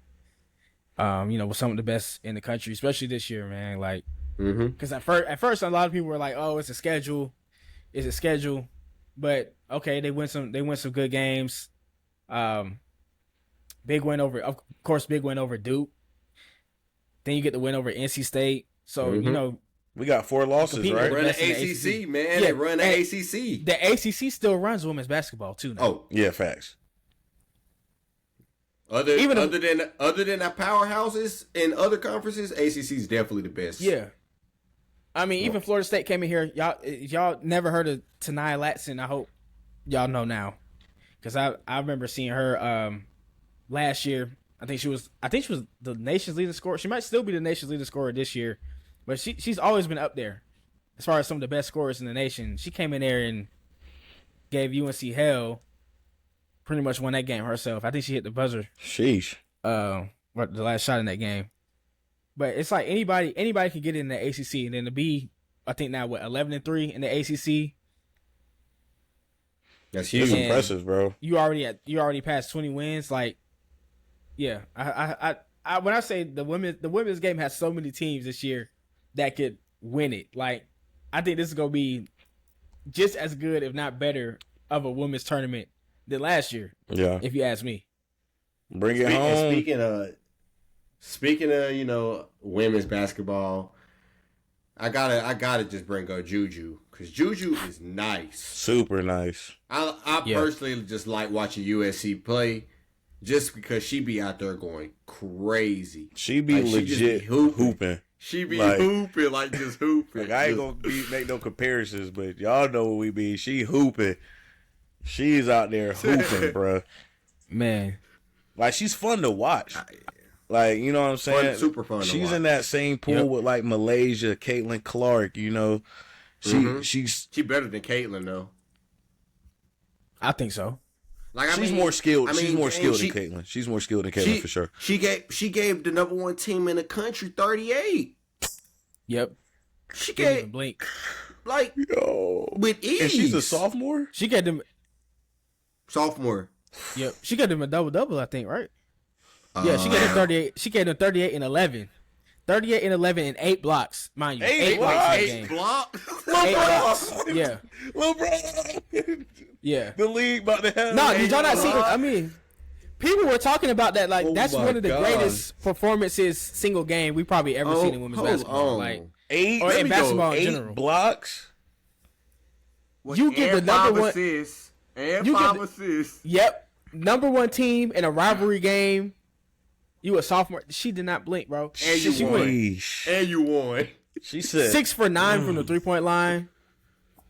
she can do I everything. didn't know about the 8 blocks. 8 blocks is 8 OD. blocks is crazy. She 8 blocks. She has multiple games with like 3 blocks. Like she Oh yeah, she got- be getting them. 5 But blocks in the first game. she's also super tall though. Like people don't be knowing that, but like she's actually tall. And that's why I think she's better than Caitlin Clark, because she Yeah. got that same skill set and that kind of do everything, but in a At bigger body. 6'2", at She 6'2". can, she can post up. She can go against the big girls down low as well. Pass Like, handles. Like yeah, 38. 38 when and I, 8. When I was It's watching, crazy. Oh my Yeah. God. and 11 boards, 5 assists. I mean, she was. Let's do it You all. can't beat it. That's what I'm saying. Like you got somebody like that, they could go all the way too. Because who's stopping her? And it She looks like she Luka. can stop your best player at this point. And She's it looks like she can Luka. stop your best player too. She just gonna block it. She might get a steal.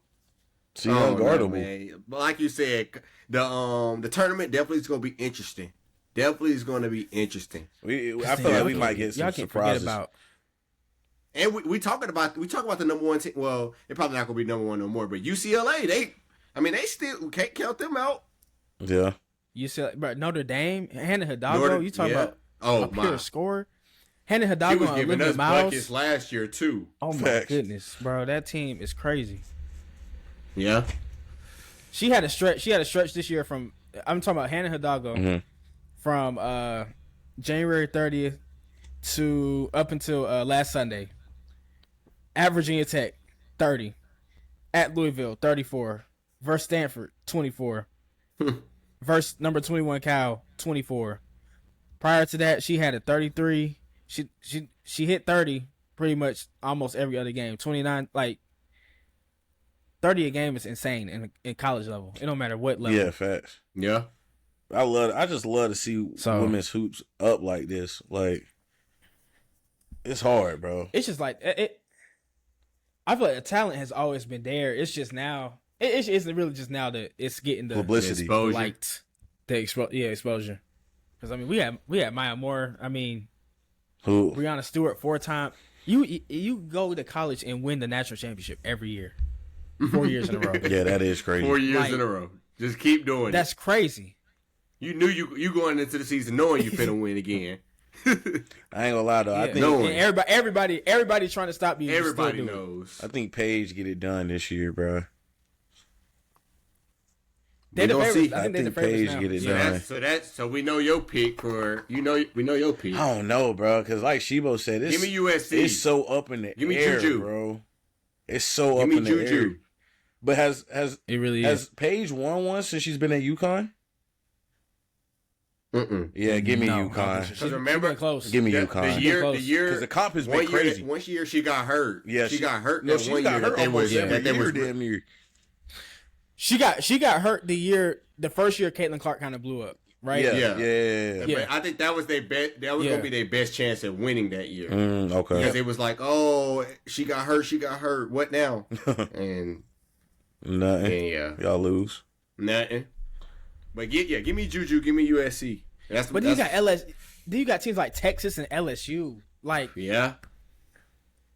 it's so many teams in the women's game that can make a run.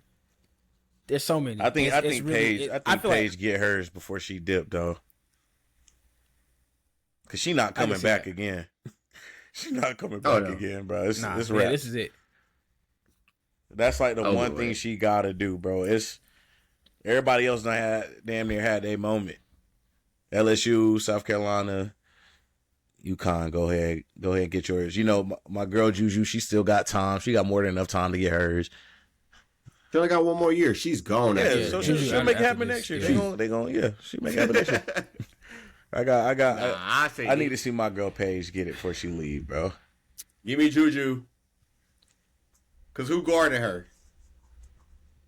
Nobody. I don't know. It's nobody. It's like it's crazy because we kind of counting out South Carolina right now, but I'm just saying tournament time. Oh no, tournament. Hey, that's championship. Like we said, that's everything championship restart. DNA through and through. Yeah, everything restarts, and they remember these losses. You think if they see UConn in the Final Four, it's right, or in the national championship, you think they gonna let that happen again? Nah, that's it. Yeah. That's right. Oh no. Yeah, I better get South we Carolina gonna last see, year. man. I'm never gonna do that again. Oh, so your pick, South Carolina. Early picks. My early pick, I don't want to pick South Carolina because I feel like there are teams better than them right now. Mm-hmm. But I'm just saying, in the tournament, a team like South Carolina with Don Staley, the way she be coaching her team, and all those girls have the experience. Raven Johnson, Tahina Paopao, like all that team has been there. They won a championship. They know what it takes.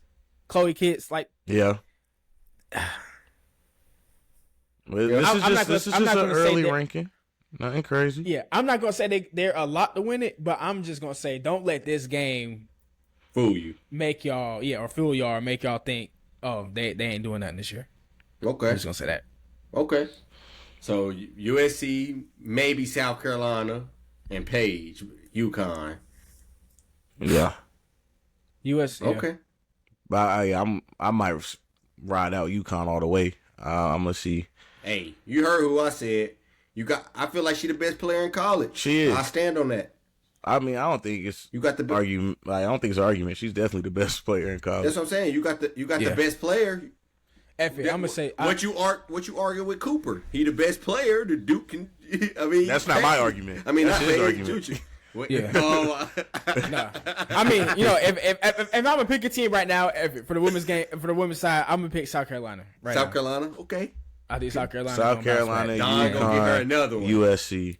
USC. I ain't gonna lie. I hope UConn win. Connecticut lame. I need them to do something lit. Like throw a parade or facts. something. I'm gonna go to UConn if they win. Throw a parade. They do so something. used to championships, bro. They gonna be like, okay, we just won another one, guys. Let's go. I heard they be going up. I heard they be going up here. They be going I up. heard they do a little song. I thought they would have got used to it. Now, man, they got like what 22. Yeah, they got. A lot. You don't ever get used to win. You get used to winning, but you gotta celebrate every dub. Yeah, got to. Mm-hmm.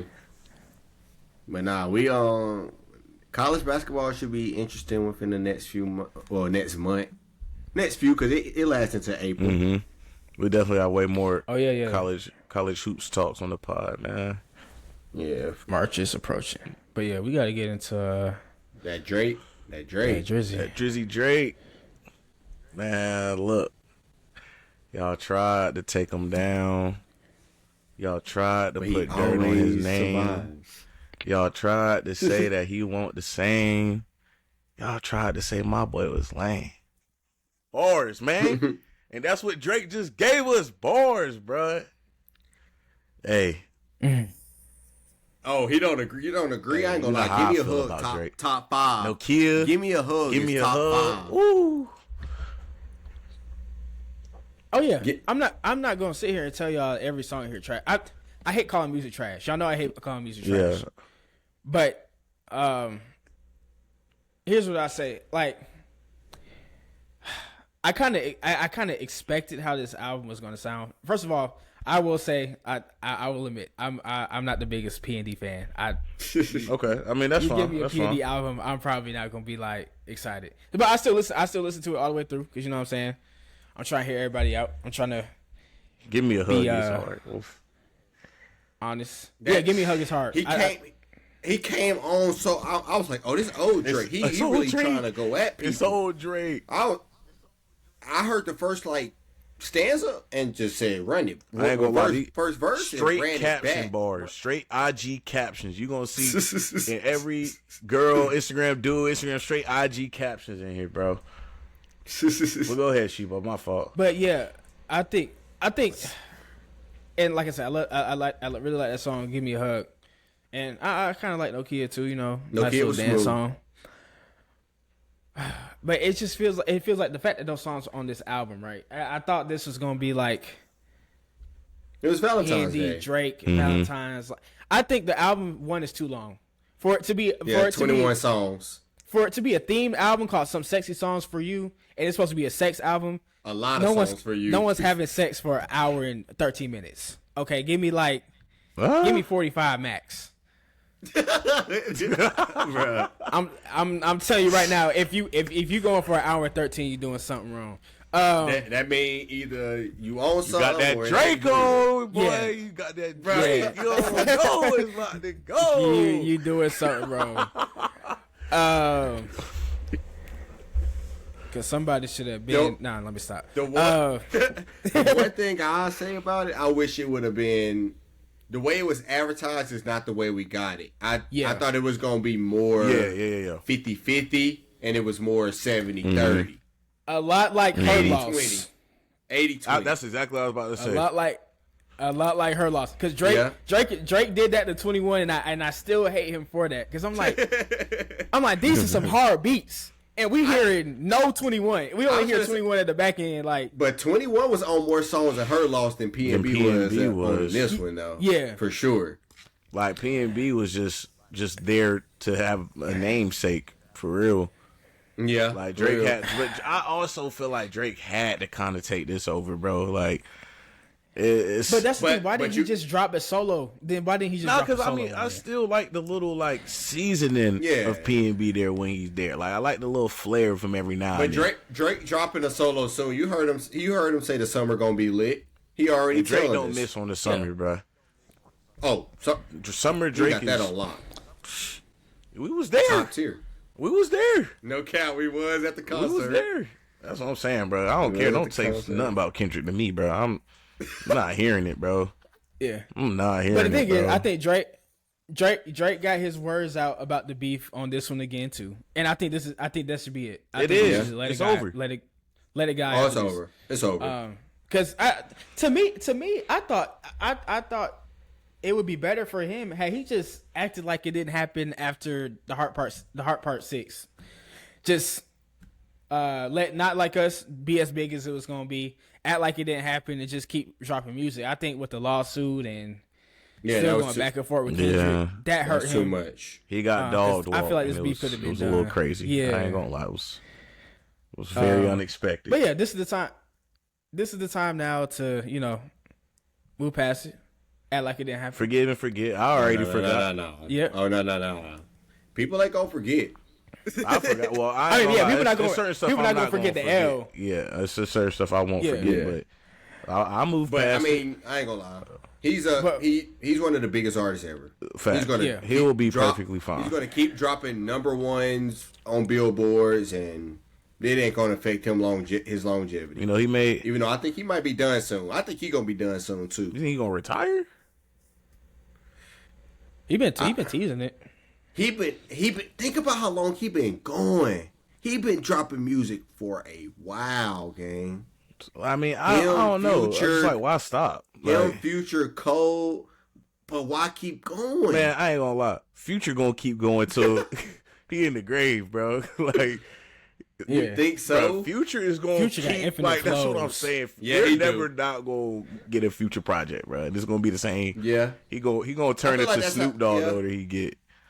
He gonna have like that Snoop Dogg type of vibe. He gonna be on Kai, the Future Kai's stream. Like he's just gonna be everywhere. Got brand deals. Still wearing glasses, sunglasses. Like he gonna be on that same type vibe. I feel like I think Drake will disappear at some point though. I think he'll come back again. Like he'll probably start constantly doing that, but I don't think we'll really ever see him just like stop making music. But he been said he was gonna stop, and he always posts back in the studio. Yeah, because that's like he want that. Like he want that. I already know he got the summer. He already got the summer project already. It's already probably halfway done. Facts. Hopefully it's. Hey man. Hopefully it don't got no features on there. I just want it to be Drake. Oh no. Please have features. It's probably not gonna have that many. No, I hope not. That's what I'm saying. I want it to be more of a Drake flow.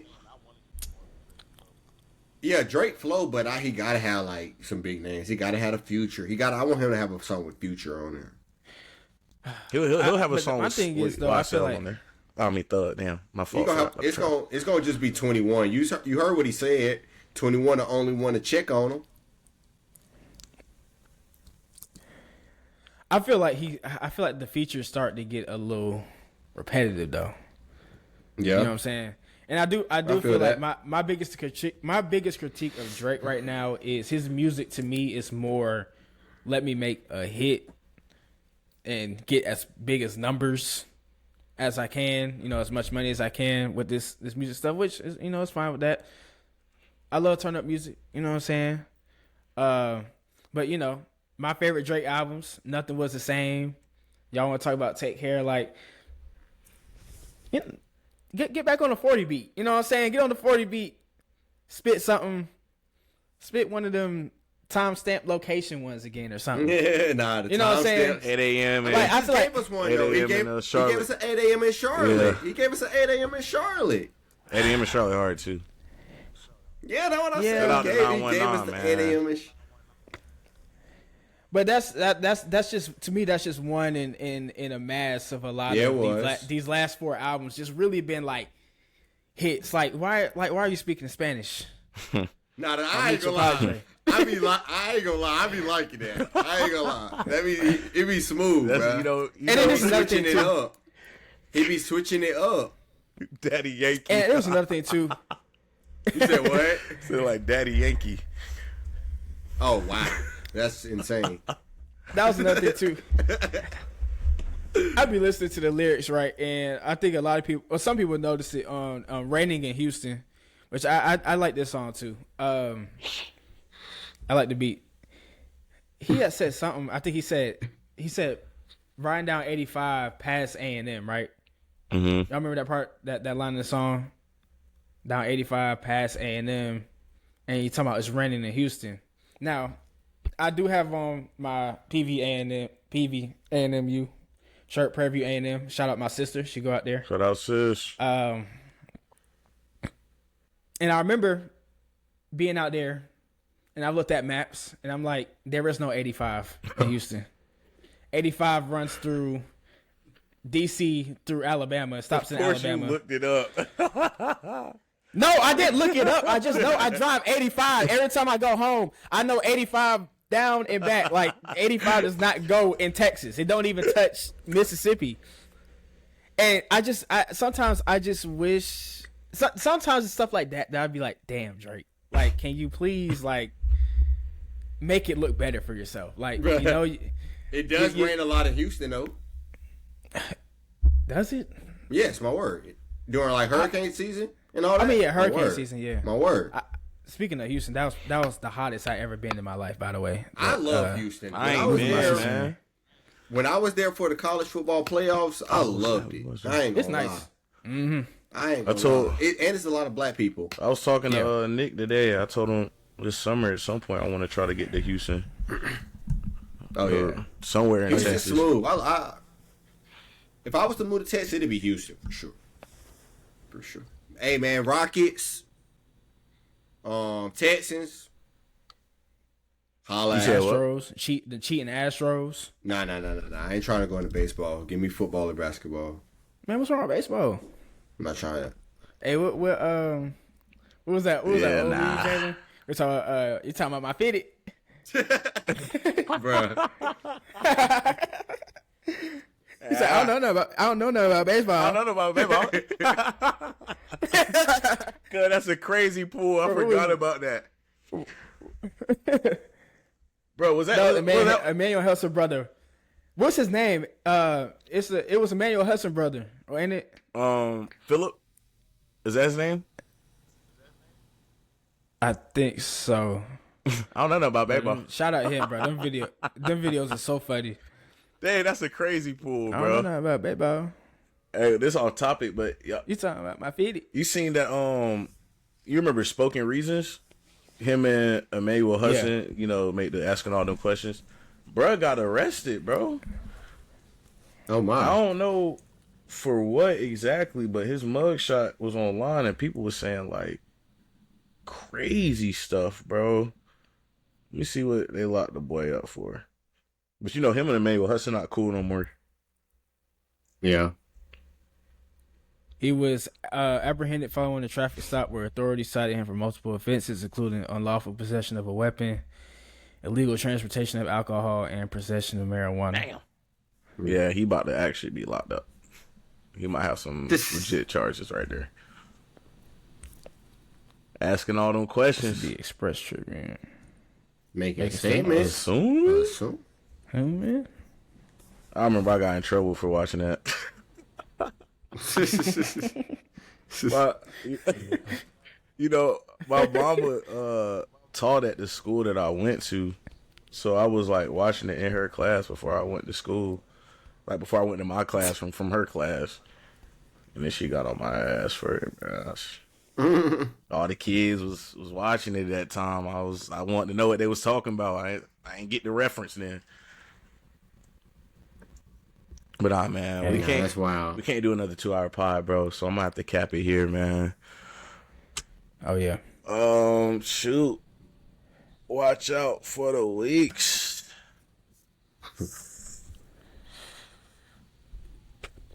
Let's see what we got going on this week. It's not. You know where I'm going. Straight NBA.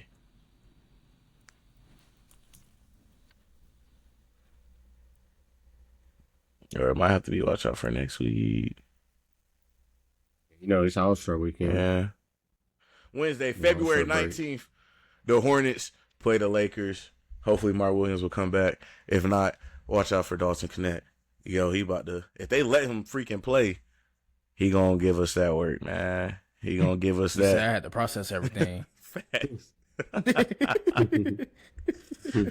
He gonna give us that. Like, I understand it now work, bro. It's not gonna be pretty. But we still gonna beat them though. We gonna beat them. Who? The Hornets. Beat who? The Lakers.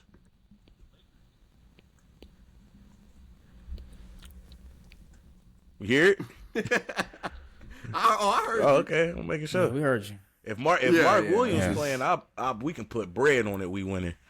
I'm a dub. All right.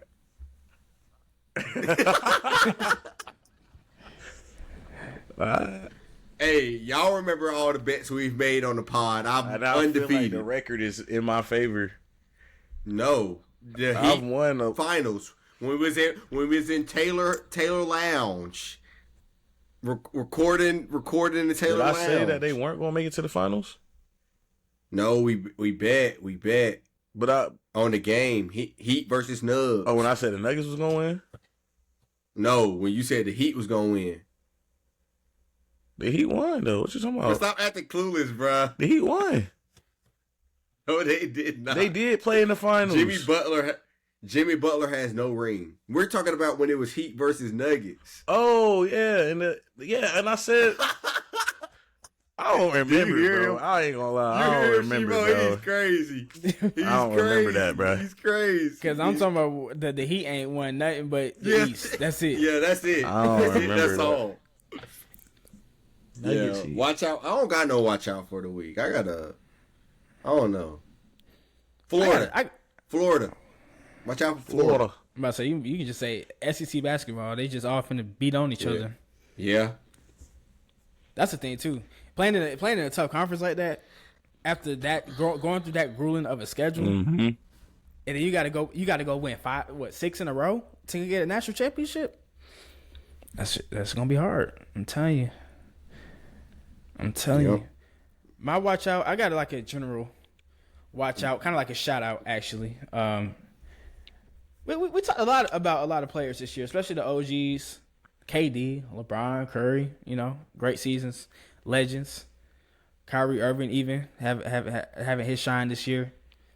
But you know, it's been some talk, but probably not as much about James Harden, who's having a pretty good season himself. 21 points per game, 8.6 assists. The Clippers, I think, are the 6th seed in the West. Just a couple of games, I think 1.5, 2 games behind the Lakers for that 5th seed. Hey, watch out for the Clippers and James Harden, man. Shout out to him having a great season. I always like to see some of our old legends getting older and still playing the game at a high level. And he's gone through injury, multiple teams, continuous playoff disappointment, but he's still going. That's a good watch out. Watch out for Mr. Harden. My boy James Harden been hooping, bro. He been hooping. James Harden used to be one of my favorite players in the league when he was with the Rockets still.